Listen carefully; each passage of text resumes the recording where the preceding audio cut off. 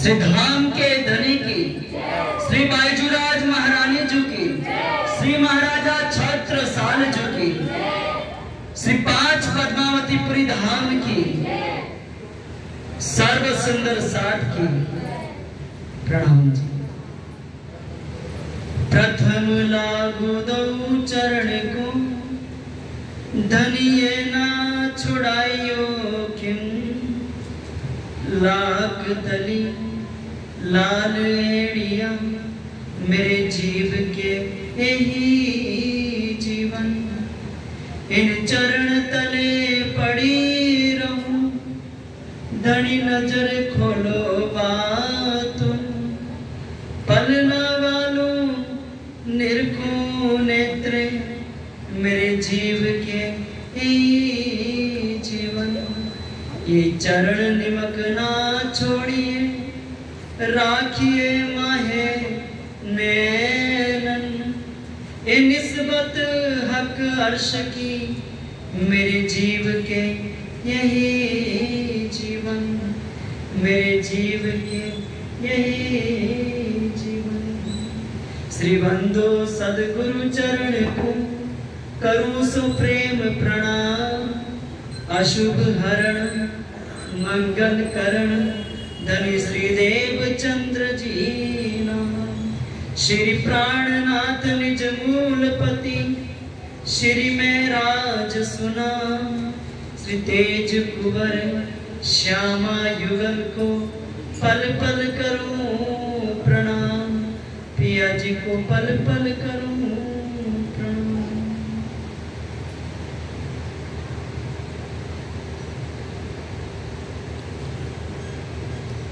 ए मूल मिलावा खिलवत का, तो ए अजू न आवे याद, ए झूठी जमी जो दो जग, तो ये कहां लग्या इत स्वाद।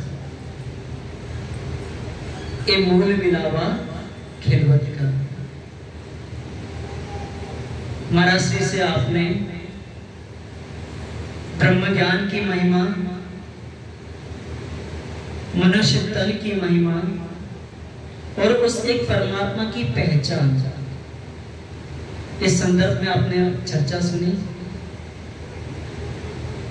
आगे के लिए मुझे भी आज्ञा हुई है।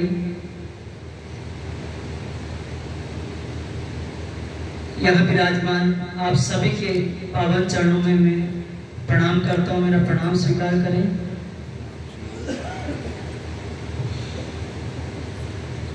आत्मा और परमात्मा का जो मूल घर है, जिसे परम धाम कहते हैं, धर्म शास्त्रों में उसे दिव्य ब्रह्मपुर धाम कहा है। उस दिव्य ब्रह्मपुर धाम में उस पूर्ण परमात्मा और ब्रह्म आत्मा के बीच संवाद हो, उसे इश्क रबत कहते हैं, उसे प्रेम संवाद कहते हैं। और हम ब्रह्म आत्माओं ने उस परम धाम में ये संसार रूपी खेल देखने की चाह करी कि हमें ये माया, ये संसार रूपी जगत जो है, यानी कि अक्षर जो परमात्मा के सत्ता का स्वरूप है, उस ब्रह्म सत्ता को देखने की हमारे अंदर जिज्ञासा हुई। परम धाम में केवल एक परमात्मा ही है, सर्वम खलु इदं ब्रह्म।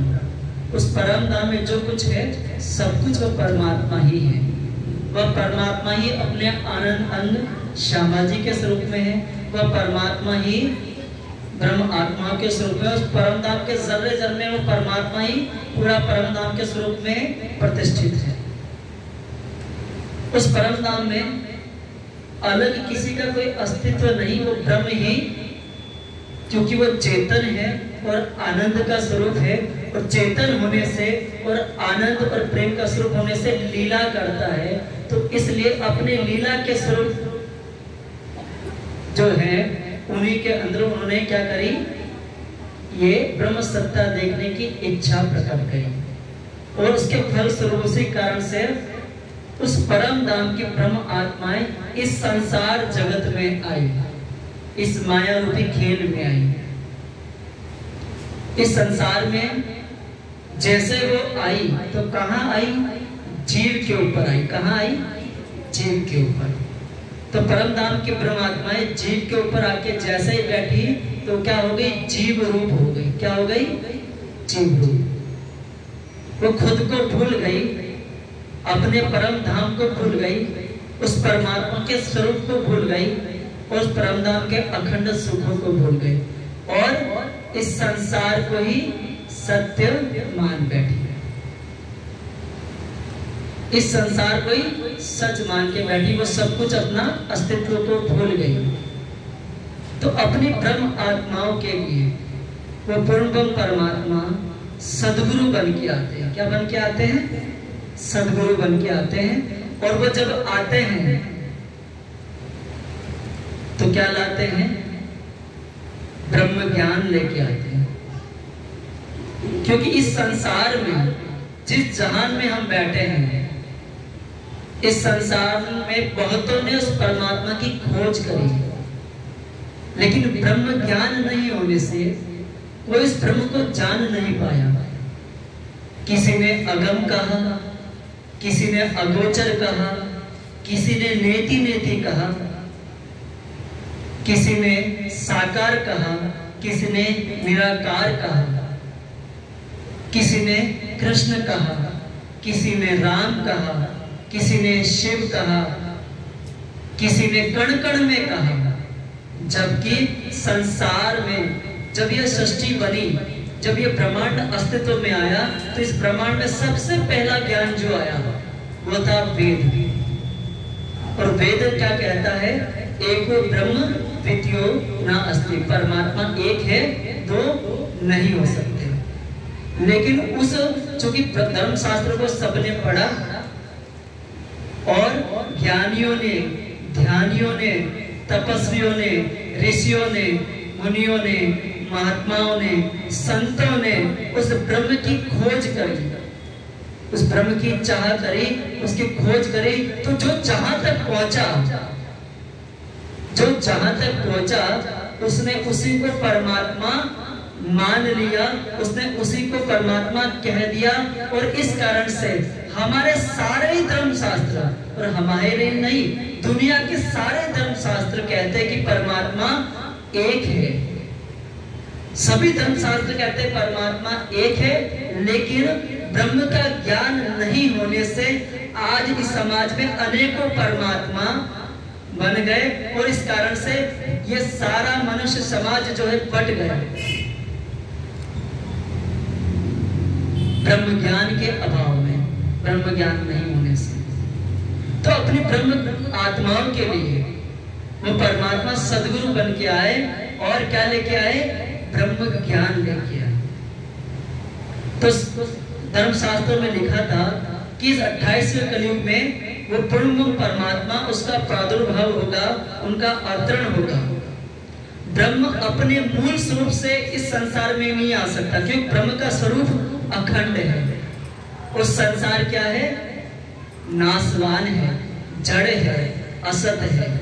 इस असत, जड़ और नाशवान संसार में ब्रह्म अपने मूल स्वरूप से नहीं आ सकता, लेकिन आवेश स्वरूप से वो आता है। कैसे आता है? आवेश स्वरूप से। तो धर्म शास्त्रों में लिखा था कि वो परमात्मा यहाँ पे 2 तन धारण करेगा।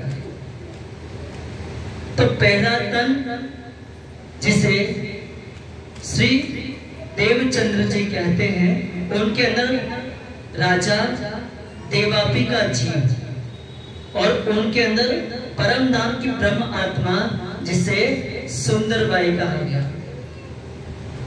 उन्होंने इस संसार में, क्योंकि चूंकि जो परम धाम का है उसके अंदर ब्रह्म की जिज्ञासा तो सदैव रहेगी। जो कभी भूली वतन तो भी नजर कहाँ निगान। वो भले संसार में भूल जाए, लेकिन उसके भीतर ये वेदना, ये चाह हमेशा रहेगी। इस संसार को बनाने वाला कौन है? मुझे बनाने वाला कौन है? कौन है जो इस सृष्टि को चला रहा है? ये जिज्ञासा उसके भीतर हमेशा रहती है। और वो ब्रह्म मुझे कब मिलेगा? मैं उस ब्रह्म को कैसे पाऊंगा? ये जिज्ञासाएं हर उस ब्रह्म आत्मा के भीतर हमेशा होती है। तो ऐसे ही जिज्ञासा होने से सदगुरु धनी श्री देवचंद्र जी ने 40 साल तक दुनिया के जितने भी पंथ मत संप्रदाय हैं और संसार की जितनी भी भक्तियां हैं, श्रवण, सुमिरन, कीर्तन, पाद सेवन, आत्मनिवेदन, सखा, दास, जितनी भी भक्तियां हैं, सारी भक्तियां देख के उन्होंने देखा कि संसार भगवान विष्णु के जो अवतारों की पूजा है, जो साकार भक्ति कहलाती है। ब्रह्मा विष्णु महेश तक जो भक्ति है वो साकार भक्ति कहलाती है। उससे परे जो भक्ति है वो निराकार भक्ति कहलाती है। उन्होंने सब में खोजा, लेकिन उन्हें आत्म संतुष्टि नहीं। धर्म शास्त्रों में ब्रह्म का जो स्वरूप बताया है वो उन्हें नहीं मिल पाया और उस कारण से उन्हें संतुष्ट नहीं हुई और 40 साल तक उन्होंने ब्रह्म की खोज करते करते अनेकों साधनाएं करी। तो उस परमात्मा की कृपा दृष्टि हुई कि जिस जहान में ये मुझे खोज रही है, जिस संसार में ये मुझे खोज रहे हैं, वहां मुझे कोई जानता नहीं है। उस परमात्मा की आज्ञा शक्ति से धर्म शास्त्रों में उनके बारे में इशारे तो आए, लेकिन ब्रह्म का स्वरूप कहाँ है नहीं पता। उस परम धाम, वो जो अखंड परम धाम है वो कहाँ है, कैसा है नहीं पता। इस कारण से अब वो ब्रह्म आत्मा जो है उसके ऊपर उस परमात्मा की कृपा दृष्टि हुई और 40 साल साधना के बाद उन्हें उन परमात्मा के साक्षात दर्शन होते हैं। और दर्शन देने के बाद में परमात्मा साक्षात उनके अंदर विराजमान हो जाते हैं। जब वो विराजमान होते हैं तो उन्हें तारतम निधि देते हैं। क्या देते हैं? जिसे आज हम तारतम मंत्र कहते हैं। तो तारतम क्या है? बीज है। क्या है? बीज है ना। तो बीज तो हम सबको मिल गया, लेकिन आप बीज को हाथ में लिए जिंदगी भर घूमते रहो, क्या वो कभी वृक्ष बनेगा? नहीं बनेगा। बीज को वृक्ष बनने के लिए क्या चाहिए? अच्छी जमीन चाहिए, अच्छा खाद चाहिए, पानी चाहिए, उसे अच्छा वातावरण चाहिए, उसे खुराक चाहिए, तब जाके वो बीज फलित होता है और फिर उस पर फल आता है। तो बीज तो हम सबको मिल गया, लेकिन उस बीज की खुराक से अभी हम दूर हैं। तो उस बीज जो पहले तन में आया, बीज तो सबने ले लिया है, लेकिन उस बीज की खुराक इस परमात्मा ने जो दूसरा तन धारण किया, राजा मरु का जीव और उनके अंदर परम नाम की परमात्मा श्री इंद्रावती जी, उनके अंदर जब सदगुरु महाराज धनी श्री देवचंद्र जी की लीला पूरी हुई, उन्होंने जब तन से पर्दा किया तो वो शक्ति कहाँ बैठ जाती है? इंद्रावती जी के हृदय धाम में। और इंद्रावती जी के हृदय धाम में उस पावन परमात्मा की आवेश शक्ति से 18,758 चौपाइयां अवतरित होती है। जैसे कुरुक्षेत्र में भगवान श्री कृष्ण जी के मुख से योग बल में गीता प्रकट हुई। महाभारत के भीष्म पर्व में आता है कथित योग युक्तेन, यानी कि गीता कैसे उतरी? योग युक्त होके उतरी। तो गीता जैसे उतरी, ऐसे ही श्री इंद्रावती जी के हृदय धाम में परमात्मा का आवेश स्वरूप विराजमान होते हैं और उनके मुख से भी वाणी प्रकट होती है और उस वाणी को कुलजम स्वरूप कहा जाता है। उस वाणी में उस ब्रह्म का स्वरूप क्या है, उनका धाम कैसा है, और जिस संसार में हम बैठे हैं ये संसार कहां से प्रकट होता है और कहां जाके ये लय हो जाता है। इस संसार की हकीकत क्या है, उस परम धाम की हकीकत क्या है, उस परमात्मा के स्वरूप की का अखंड सुख क्या है, परम धाम के अखंड सुख क्या है, उस परमात्मा आत्मा परमात्मा का संबंध और स्वरूप क्या है, यह सारा ब्रह्म ज्ञान उस वाणी में आया। संसार में ज्ञान तो था, लेकिन कौन सा था? लौकिक ज्ञान था, 14 लोगों का ज्ञान था। लेकिन इससे परे ब्रह्मवाणी कहती है, अक्षरातीत की काहू नहीं पहचान। अक्षरातीत की काहू नहीं पहचान, सो कर पकड़ बताया, दृढ़ कर दिया ईमान। कहते हैं कि जो अक्षर ब्रह्म है, उस परमात्मा का सत्ता का स्वरूप जो क्या करता है, ऐसे असंख्य ब्रह्मांड बनाता है और उनको लय करता है। ऐसे असंख्य ब्रह्मांड बनाने और मिटाने की जो लीला करते हैं, जिन्हें अक्षर ब्रह्म कहा जाता है। ना इस दुनिया को उस अक्षर ब्रह्म की पहचान है और ना ही उस अक्षर ब्रह्म से परे जो अक्षरातीत, जिसे शास्त्र सच्चिदानंद स्वरूप पूर्ण परमात्मा कहते हैं, न उस परमात्मा की पहचान है। श्रीमद् भगवत गीता के 15वें अध्याय के 16 और 17 नंबर के श्लोक में कहा, द्वाविमो पुरुषे लोके क्षर अक्षर एवच क्षर क्षरवाणी भूतानि कुटस्थोक्षर उच्यते। उत्तम पुरुष परमात्मा ने तो अन्य इति उदारिता। कहते हैं इस संसार में 2 पुरुष जाने जाते हैं। भगवान श्री कृष्ण जी अर्जुन से कह रहे हैं, कहते हैं हे अर्जुन, संसार में 2 पुरुष जाने जाते हैं। पहला क्या है? क्षर, जो संसार के कण कण में व्याप्त है। क्षर क्षरवाणी भूतानि, सभी भूत प्राणियों में, इस पंच भौतिक पूरे ब्रह्मांड में जो व्याप्त है वो क्षर है।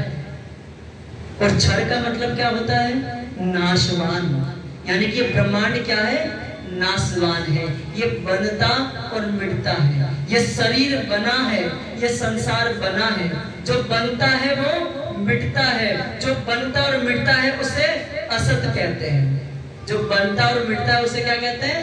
असत कहते हैं। संसार असत है। ये शरीर 5 तत्व का शरीर यहाँ का, इस संसार का है। जब ये सृष्टि बनती है, जब ये ब्रह्मांड अस्तित्व में आता है, तब इस सृष्टि के साथ में जीव की उत्पत्ति होती है, देवी देवताओं की उत्पत्ति होती है, ये पूरे ब्रह्मांड की उत्पत्ति होती है। और उसमें, इस पूरे ब्रह्मांड में ये शरीर जो है 5 तत्व का कहाँ का है? इस संसार का है। इसमें 10 इंद्रियां कहाँ की है? इसी संसार की है। इसमें 4 अंतःकरण, मन चित्त बुद्धि अहंकार, ये चारों अंतःकरण इस संसार के हैं। ये मन कहाँ का है? इस संसार का है। ये बुद्धि कहाँ की है? इस संसार की है। और इसमें बैठा जीव जो है वो कहाँ का है? इस संसार का है। तो जीव, शरीर, अंतःकरण, इंद्रियां, ये ब्रह्मांड, ये सब कुछ बना है और ये सब कुछ मिट जाता है। ये सब असत है। इससे परे योग माया का ब्रह्मांड है, जहां से ये ब्रह्मांड प्रकट होता है। जो अक्षर ब्रह्म की लीला स्थली है, जहां से वो ब्रह्मांड बनाने और लय करने की लीला करते हैं। उससे परे परम धाम है, जहां वो पूर्ण परमात्मा अपने अखंड स्वरूप में विराजित है। तो वो पूर्ण परमात्मा आए और वो ब्रह्मवाणी अवतरित हुई। वो ब्रह्मवाणी क्या है? आत्मा की खुराक है। इस जीव के ऊपर जो ब्रह्म आत्मा बैठी है वो क्या है? नींद में। क्यों? क्योंकि ये संसार जो है नींद और अज्ञानता से भरा हुआ है। कैसा है? ये संसार नींद और अज्ञानता से भरा हुआ है। और ये संसार क्या है? सपना है। सभी धर्मशास्त्र क्या कहते हैं? संसार सपना है। रामचरितमानस के अंदर बालकांड है, जिसमें शिव उमा संवाद है। उसका छोटा सा प्रसंग है, जिससे आपको संसार की वास्तविकता का पता चलेगा। भगवान भोलेनाथ शंकर जी बड़ी लंबी लंबी ध्यान समाधि लगाते हैं और उस ध्यान समाधि के दरमियान माँ उमा हमेशा उनकी सेवा करती रहती है। तो भोलेनाथ 20-20 हजार वर्ष, 60,000 वर्ष, 1.25 लाख वर्ष, इतनी लंबी लंबी समाधियां लगाते हैं। और वो समाधि भी उनकी उम्र से, इस संसार के 20,000 वर्ष नहीं, उनकी उम्र के इतनी लंबी लंबी वो ध्यान समाधि लगाते हैं और उमा उनकी सेवा करती रहती है। तो एक बार भगवान भोलेनाथ शंकर जी ध्यान समाधि में बैठे थे और उमा उनकी सेवा कर रही थी। सेवा करते करते जैसे ही भगवान भोलेनाथ की समाधि पूरी हुई और उन्होंने अपना नेत्र खोला, जैसे उन्होंने अपना नेत्र खोला तो बहुत ज्यादा प्रसन्न मुद्रा में थे, बहुत ज्यादा प्रसन्न चित्त थे। इतने प्रसन्न थे उमा उनको देखती रह गई और उमा पूछती है, हे नाथ, आज समाधि में ऐसा क्या पाया जो इतने प्रसन्न नजर आ रहे हो? तब भगवान भोलेनाथ कहते हैं उमा से, उमा कहूं मैं अनुभव अपना, सत हरि भजन जगत सब सुपना, शंभु विरंची विष्णु भगवाना, उपजय जासु अंश ते नाना। कहते हैं उमा, आज मैंने ध्यान समाधि में पाया कि केवल उस परमात्मा का ध्यान, चिंतन, भजन ही सत्य है और संसार क्या है? सपना है। कौन कह रहे? भगवान भोलेनाथ कह रहे हैं उमा से। हजारों साल की समाधि के पश्चात झूठ तो नहीं कह रहे होंगे, सच ही कह रहे होंगे ना। तो भोलेनाथ ने क्या कहा? संसार सपना है। आदि गुरु शंकराचार्य जी का नाम आपने सुना होगा। उन्होंने ये समझे कि 4 वेद, 108 उपनिषद, 6 शास्त्र, सारा ज्ञान ये समझिए पी गए, सारा ज्ञान पी गए और अपने जीवन को साधना में रखते हुए समाधि अवस्था को प्राप्त हुए। और समाधि अवस्था को जब प्राप्त हुए तो जो ज्ञान उन्होंने वेदों में, उपनिषदों में, शास्त्रों में पढ़ा था, उनका बोध किया उन्होंने। ज्ञान पढ़ लेना, शब्दों को पढ़ लेना अलग बात है और उसका बोध हो जाना वो अलग बात है। तो उन्हें जब उन्होंने वेदों में जो पढ़ा उसका जब उनको बोध हुआ और बोध होने के बाद में उन्होंने संसार को उन्होंने एक सिद्धांत दिया जो वेद का ही, वेद में जो बात कही उन्होंने उसको सिद्धांत के रूप में दुनिया को कहा। क्या कहा? ब्रह्म सत्य जगत मिथ्या। क्या कहा? वो ब्रह्म ही, वो परमात्मा ही सत्य है और संसार, ये जगत क्या है? मिथ्या है, झूठ है। तो भगवान भोलेनाथ कह रहे हैं कि संसार सपना है। आदि गुरु शंकराचार्य जी कह रहे हैं कि संसार मिथ्या है, ब्रह्म ही सत्य है और ये संसार सपना है और हम इस सपने के अंदर हैं। हम सब सपने के अंदर है ना। तो सपने के अंदर ये तन कौन सा हुआ? सपने का हुआ। तो संसार सपना है और हम सपने के अंदर हैं। और ये शरीर कौन सा हुआ? सपने का शरीर है। तो आपने अगर सपना देखा हो तो एक तन तो बेड पे सोया हुआ है जो सपना देख रहा है और सपने में उसका दूसरा तन हो जाता है। मान लो आपने सपना देखा और आप सपने में सोए सोए आपने सपना देखा कि आप शेरपुर धाम चले गए हो, तो एक तन तो बेड पे सोया हुआ है और एक तन कहाँ चला गया? शेरपुर चला गया। तो 2 तन हो गए आपके, 2 तन हो गए ना। तो ऐसे ही ये एक तन हो गया रियल और एक हो गया ड्रीम बॉडी। क्या हो गया? ड्रीम बॉडी, जिसे स्वप्न का शरीर कहते हैं। तो ये कौन सा? संसार सपना है और ये स्वप्न का शरीर है, ये ड्रीम बॉडी है। तो ये सपना है, तो इस सपने को देखने वाला कोई असली शरीर भी होगा भाई। ये सपना है, ये सपने का शरीर है। तो इस शरीर, इसकी रियल बॉडी कहाँ है जो इस सपने को देख रही है? इसे जान लेना ही आत्मज्ञान कहलाता है। और जब आत्मज्ञान होता है तो आत्म भाव में ही ब्रह्म के स्वरूप को जाना जा सकता है। आत्मज्ञान हुए बिना ब्रह्म ज्ञान हो नहीं सकता। तो पहले आत्मा का स्वरूप क्या है? जब तक आपको आत्मा का स्वरूप पता नहीं चलेगा आप ब्रह्म के स्वरूप को नहीं जान सकते। तो पहले आपको आत्मा का ज्ञान क्या है, आत्मा का स्वरूप क्या है। ये दुनिया तो जीव को ही आत्मा और आत्मा को ही जीव कह देती है। क्यों? क्योंकि ब्रह्म ज्ञान का अभाव है।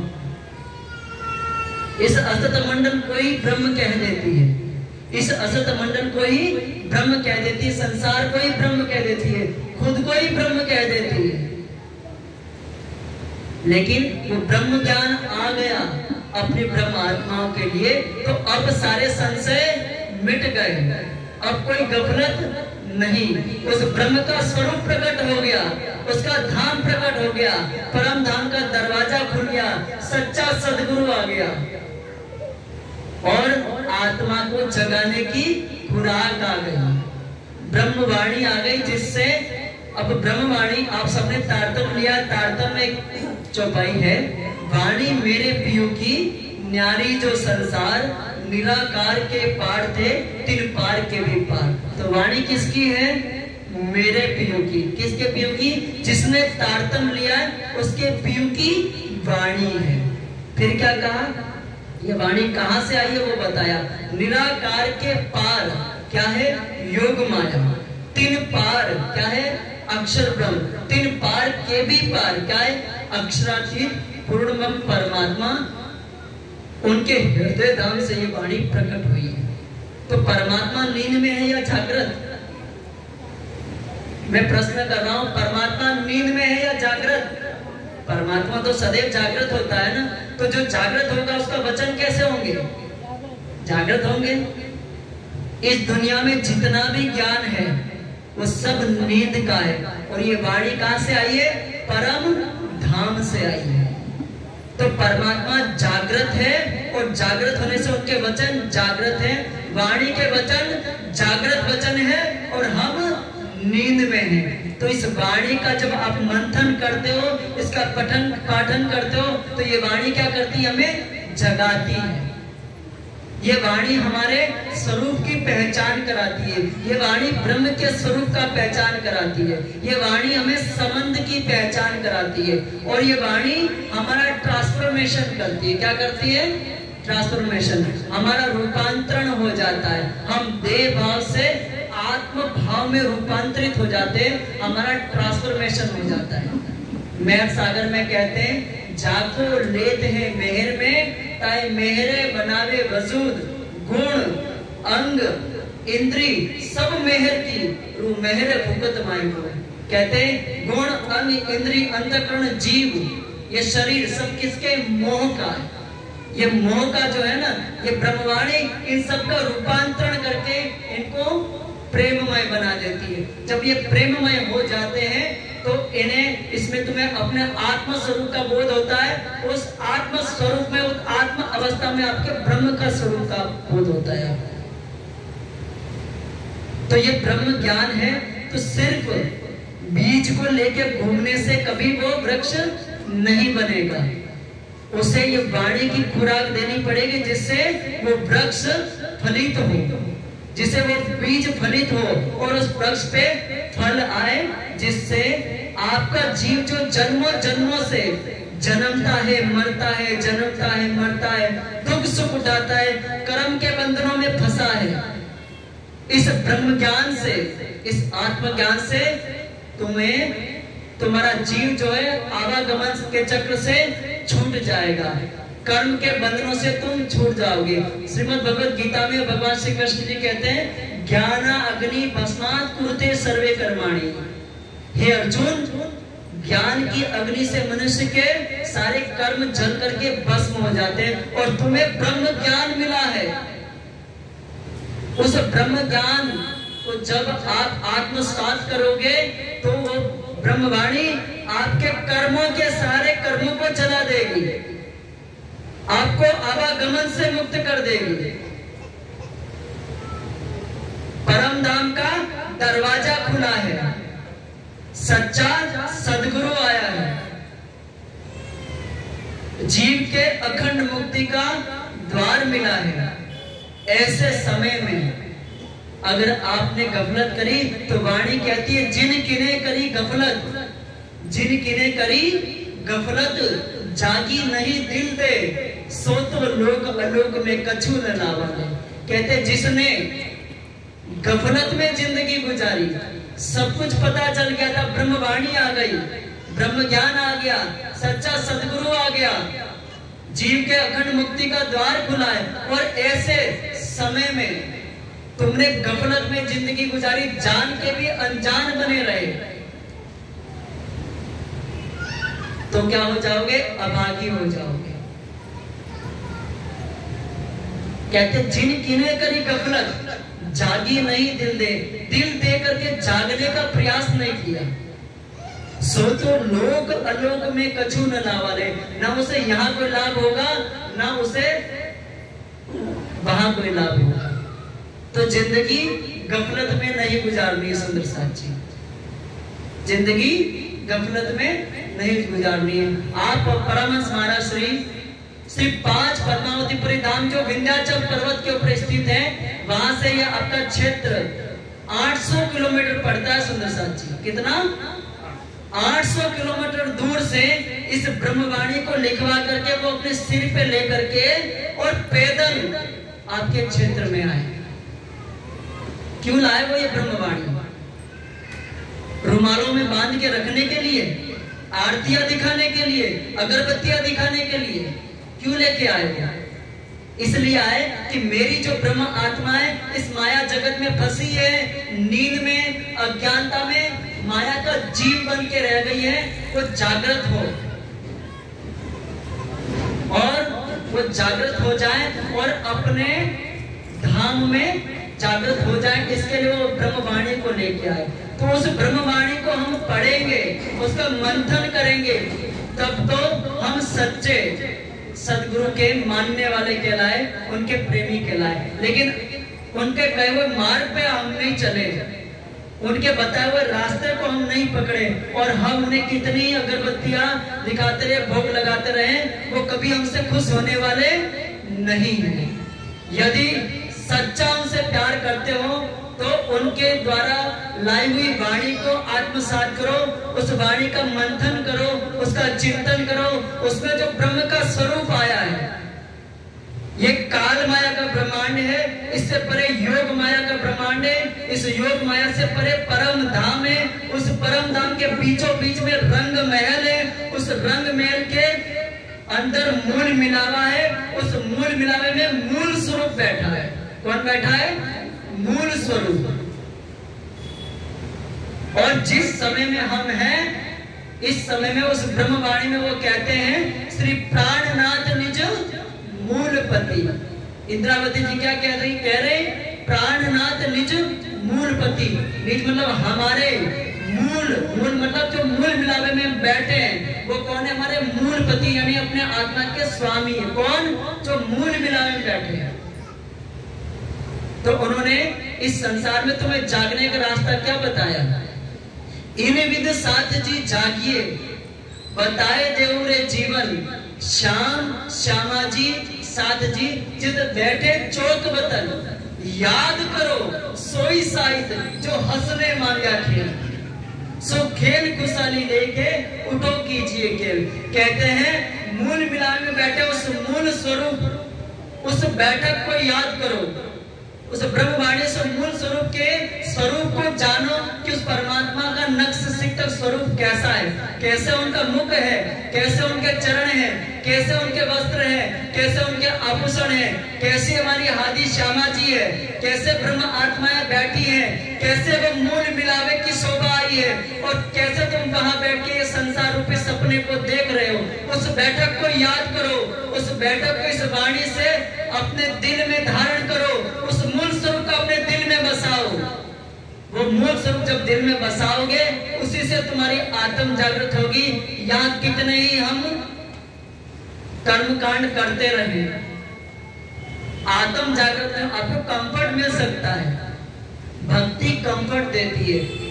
चलता हुआ माया का संसार है, दुख रूप संसार, उसमें तुम्हें थोड़ी शांति मिल सकती है, गुड फील हो सकता है, लेकिन आत्म जागृत नहीं हो सकती। तुम्हारा जीव भव बंधन से मुक्त नहीं हो सकता, कर्म के बंधन से मुक्त नहीं हो सकता। तुम्हें कंफर्ट मिल सकता है कुछ समय के लिए, तुम्हें गुड फील होगा कुछ करने से, लेकिन ब्रह्मवाणी जिसके लिए आई, सदगुरु महाराज जी जिसके लिए क्षेत्र में ब्रह्मवाणी लाए, उस ब्रह्मवाणी को मंथन करके उस ब्रह्म के स्वरूप को जानो, उस ब्रह्म के स्वरूप का ध्यान करो, उसका चिंतन करो, उस स्वरूप को अपने दिल में बसाओ। जब वो स्वरूप दिल में बसेगा तो वो दिल में जो होता है वही दिमाग में चलता है। अभी दिल में संसार बसा है तो दिमाग में रात दिन संसार चलता है। जब वो ब्रह्म का स्वरूप दिल में बच जाएगा तो दिल और दिमाग में संसार नहीं, वो ब्रह्म का स्वरूप चलेगा। जिसके दिल और दिमाग में ब्रह्म का स्वरूप चलता है वो मुक्त है, वो आवागमन से मुक्त है, कर्म के बंधनों से मुक्त है। उसके जीव को अखंड मुक्ति मिल जाएगी, उसकी आत्मा जागृत हो जाएगी। बोलो श्री प्राणनाथ प्यारे की, श्री धाम के धनी की, श्री सद्गुरु महाराज की। तो प्यारे सुंदर साथ जी, आप सबके पावन चरणों में मैं यही अर्जी करता हूँ शीश नवा करके कि आप सबके घर में वाणी होना नितांत आवश्यक है। यदि आपके घर में वाणी नहीं तो समझिए आपने सदगुरु को धारण ही नहीं किया। आप बने रहिए सुंदर साथ। अगर आपके घर में वाणी है और आप वाणी का मंथन करते, पठन पाठन करते हैं, तभी आपने सदगुरु धारण किया है। इस बात को गांठ बांध लीजिए। यदि आपने ये नहीं किया तो आपने सदगुरु धारण नहीं किया है। बोलो श्री प्राणनाथ प्यारे की।